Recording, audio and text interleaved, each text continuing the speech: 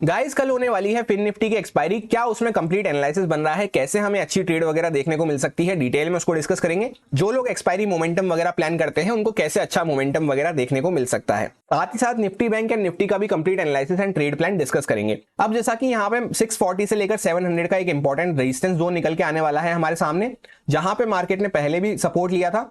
Fall करते हुए हम आए, यहाँ पे मार्केट ने यहीं पे पॉज लिया था, उसके बाद कंटिन्यू किया था आगे। 4 दिन से बैक टू बैक आप यहाँ पे देखेंगे तो कैंडल में कोई बॉडी ही हमें देखने को नहीं मिल रही, क्योंकि मार्केट हर दिन बड़ा गैप अप खुल जा रहा है, जिस वजह से इंट्राडे में कोई खास मोमेंटम का स्कोप नहीं बच रहा। ऊपर नीचे करके मार्केट वहीं पे क्लोज हो जा रहा है जहां पे ओपन हो रहा है। तो ऑलरेडी 4 दिन से ऐसा हो चुका है, तो अब इसकी प्रोबेबिलिटी चेंज होने का टाइम बहुत पास आ चुका है। शायद कल ही हमें ऐसा देखने को मिल सकता है कि यहाँ पे कोई अच्छी बॉडी वाली कैंडल हमारे सामने बन सकती है, इस तरह से ऊपर या नीचे की साइड पे, क्योंकि 4 दिन ऑलरेडी हो चुके हैं। एंड 5th डे जो होता है वो फिबोनाची नंबर होता है, फिबोनाची रिवर्सल का नंबर होता है। तो कल के दिन हो सकता है हमें प्रोबेबिलिटी चेंज होती हुई नजर आ जाए, इस तरह से कोई कैंडल वगैरह अच्छी सी हमें देखने को मिल जाए, जैसे नॉर्मल कैंडल वगैरह बनती है जिसमें बॉडी होती है। अब इंपॉर्टेंट ये हो जाता है, ये जो पूरा रेजिस्टेंस का जोन है 640 से लेकर 700 का, इसके ऊपर मार्केट सस्टेन करता है तो यहाँ पे पॉजिटिव साइड की बहुत अच्छी कैंडल हमें देखने को मिल सकती है। इसके नीचे ही मार्केट सस्टेन करता है या कोई गैप डाउन वगैरह हमें देखने को मिल जाता है, तो यहाँ पे डाउन साइड की कोई अच्छी हमें कैंडल वगैरह देखने को मिल सकती है। ये जो पूरा जोन होने वाला है, इस तरह से ये डू एंड डाई जोन होने वाला है, इसी के आसपास हम खड़े हुए हैं। अब इसका 1 आवर टाइम फ्रेम का चार्ट हम चेकआउट करते हैं, तो इंपॉर्टेंट रेजिस्टेंस जो यहाँ पे लेवल था, इस तरह से पूरा ये जोन था, यहाँ के आसपास market directly gap up open हुआ। इतना बड़ा गैप अप ओपन हुआ, उस वजह से यहाँ पे थोड़ी सी प्रॉफिट बुकिंग हमें देखने को मिली। फिर मार्केट धीरे धीरे करता हुआ back to back 4 green candles के साथ ऊपर की साइड पे मूव किया है। तो इसी फ्लो में हम कंटिन्यू ऊपर की साइड पे प्लान नहीं कर सकते, क्योंकि यहां से मोमेंटम चलता हुआ अप साइड पे आ रहा है। तो इस वजह से क्या हो सकता है, अगर मार्केट फ्लैट वगैरह भी खुलता है तो हल्का फुल्का ऊपर जाके पहले नीचे आएगा, फिर भले ही इसको ऊपर जाना है तो दोबारा जब क्रॉस करेगा तब ज्यादा स्ट्रेंथ के साथ क्रॉस कर पाएगा। अब 15 मिनट टाइम फ्रेम पे हम आ चुके हैं। ये कुछ इंपॉर्टेंट जोन्स एंड लेवल्स वगैरह कल मैंने आपसे डिस्कस करे थे। मार्केट डायरेक्टली इसके आसपास ही गैप अप ओपन हुआ एंड इस वजह से पूरा यहाँ पे रेजिस्टेंस फेस करता रहा मार्केट। फिर एंड के टाइम में यहाँ पे थोड़ा सा हमें इसका ब्रेकआउट टाइप देखने को मिला है, यहाँ पे पॉजिटिव मोमेंटम वगैरह देखने को मिला है। अब कल के लिए इंपॉर्टेंट प्लान ये बन रहा है कि जैसे यहाँ पे मार्केट साइडवेज था एक दिन, उसके बाद जहां पे हम ओपन हुए वहीं पे क्लोज हो गए, वॉलेटाइल डे था ये पूरा, फिर दोबारा से यहाँ पे साइडवेज डे था और आज भी ऑलमोस्ट साइडवेज था ही दिन हमें देखने को मिला है, या यूं कह सकते हैं गैप अप खोल के हल्का सा मार्केट ने नीचे आके वापस ऊपर की साइड पे क्लोज कर दिया है। तो बैक टू बैक 4 दिन से कंफ्यूजिंग कैंडल्स और 4 दिन से कंफ्यूजिंग मूव हमें देखने को मिल रहे हैं। तो कल के दिन हाई चांसेस हो जाते हैं कि कोई ट्रेंडी मूव वगैरह हमें देखने को मिल जाए ऊपर या नीचे की साइड पे। मिलेगा या नहीं मिलेगा वो मार्केट के हाथ में होता है, हम सिर्फ प्रोबेबिलिटी को यहाँ पे डिस्कस कर रहे हैं। एंड वैसे भी यहाँ पे गैप अप की बहुत ज्यादा प्रोबेबिलिटी हो चुकी है। 3 दिन से मार्केट ऑलमोस्ट यहाँ पे गैप अप हमें देखने को मिल रहा है, वो भी बड़ा बड़ा गैप अप। तो कल के दिन एक पॉइंट तो ये हो जाता है कि या तो मार्केट गैप अप ओपन होगा ही नहीं प्रोबेबिलिटी को ब्रेक करने के लिए, या फिर अगर गैप अप ओपन हो जाता है तो उस केस में पहले दिन मार्केट यहाँ पे ऊपर गया वापस नीचे आ गया, दूसरे दिन मार्केट ऑलमोस्ट साइडवेज सा रहा, तीसरे दिन यहाँ पे मार्केट नीचे आया फिर वापस से ऊपर रिकवर कर गया। तो ये 3 कंडीशंस में तो कुछ नहीं होने वाला है। तो बचती कौन सी प्रोबेबिलिटी है हमारे सामने कि या तो मार्केट अगर गैप अप ओपन हो जाता है वापस से ज्यादा बड़ा, तो या तो मार्केट धीरे धीरे करता हुआ ट्रेंडी इस तरह से ऊपर की साइड पे जाना चालू कर देगा, या फिर फर्स्ट टिक के साथ ही वापस से अगर नीचे निकलना चालू करता है तो इस तरह से डाउन साइड के लिए भी ट्रेंडी हो सकता है। अब जैसा कि ये तो हो गई प्रोबेबिलिटी बेस्ड बात, मार्केट का ये जो नेक्स्ट एरिया आने वाला है ये पूरा कंजेशन वाला एरिया है। तो यहाँ पे वैसे भी हम यहाँ पे इंपॉर्टेंट रेजिस्टेंस के आसपास खड़े हैं, back to back green candles के साथ मूव चलता हुआ आ रहा है 1 आवर टाइम फ्रेम पे नीचे से। तो इसी फ्लो में मैं यहाँ पे बाइंग करने में तो इंटरेस्टेड नहीं हूं।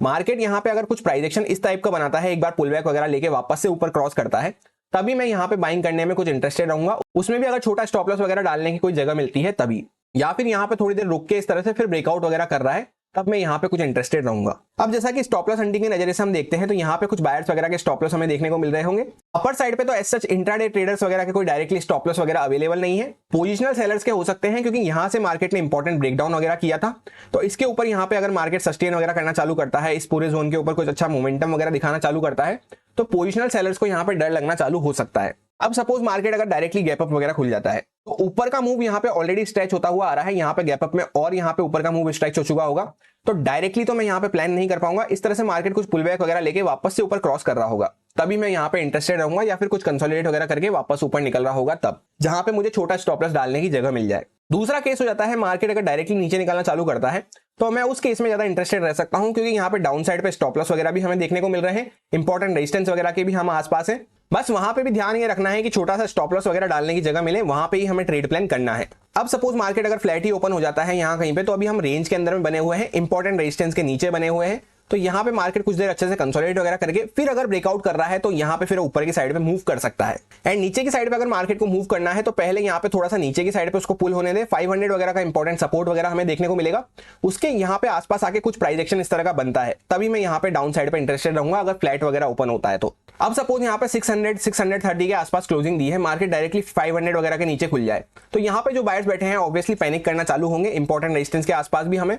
तो यहाँ पे उस केस में हमें कुछ सेलिंग वगैरह देखने को मिल रही है तो उसको हम यूज कर सकते हैं, उसमें कुछ अगर सेटअप वगैरह हमें देखने को मिल रहा है। ये सारे कुछ इंपॉर्टेंट लेवल्स एंड जोन्स वगैरह रहेंगे जिन पे मैं कल के दिन ट्रेडिंग करते टाइम फोकस रखूंगा। ट्रेड में एंटर करने के लिए एक अच्छी एंट्री और एग्जिट या एक अच्छा सेटअप हमें किस तरह से मिलता है उसके ऊपर मैंने आपको ऑलरेडी एक डेडिकेटेड वीडियो बना के अपलोड कर दी है कल संडे को। अगर अभी तक आपने चेकआउट नहीं करी है तो कर सकते हैं मेन वाले लर्निंग वाले चैनल पे, उसका लिंक आपको पिन कमेंट में मिल जाएगा। अब जैसा कि ये है फिन निफ्टी का चार्ट तो इसमें भी सिमिलर कंडीशन है, यहाँ पे रेजिस्टेंस जोन के आसपास हम खड़े हुए हैं। इस तरह से market back to back confusing candles के साथ ऊपर की साइड पे मूव करता हुआ आ रहा है जिसमें इंट्राडे में कोई खास मोमेंटम देखने को नहीं मिल रहा है।